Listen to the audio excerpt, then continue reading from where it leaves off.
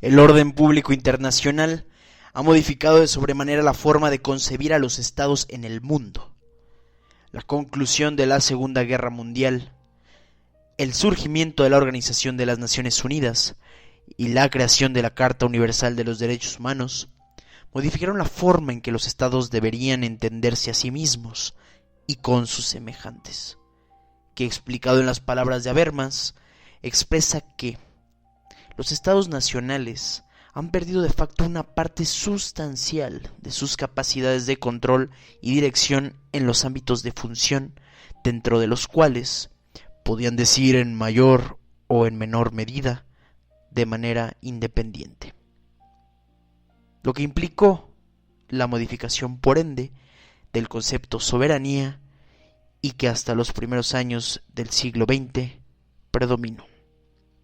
Todo ello se hizo con el objetivo de evitar la repetición de los terribles acontecimientos suscitados durante la última guerra mundial. Se debe aclarar que este trabajo se busca presentar en la mayoría de los estados, entonces comienza en un proceso de constitucionalización. A partir de esto, se logra la adopción de mecanismos de tutela efectiva o garantías para la protección de los derechos humanos en los textos constitucionales que vigilan al día de hoy los límites de actuación de las autoridades. En esta ocasión, hablaremos particularmente de los derechos económicos, sociales y culturales, y el derecho a la salud. El carácter que reviste a los derechos sociales al momento de hablar de su propia génesis o naturaleza es que han sido concebidos como reivindicadores de justicia, que se exigían desde las clases más desfavorecidas por el entonces predominante liberalismo económico, que buscaba dejar al policía nada más, el Estado en un papel reduccionista o minimalista. Los trabajadores, la clase obrera, alzaron la voz para decir que el trato recibido hasta el momento era injusto. Las conquistas realizadas en ese momento fueron victorias de un estado social frente a este liberalismo que permitía la conservación de las clases altas en la titularidad del poder como medio para su enriquecimiento sin limitación. Estas luchas obreras eran por mejores condiciones de trabajo.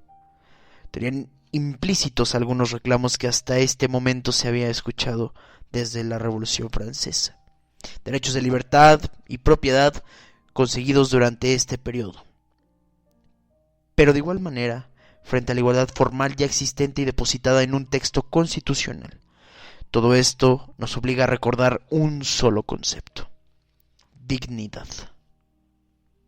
No puede realizarse el ideal del ser humano libre, liberado del temor y de la miseria, a menos que se creen condiciones que permitan a cada persona gozar de sus derechos económicos, sociales y culturales, tanto como de sus derechos civiles y políticos.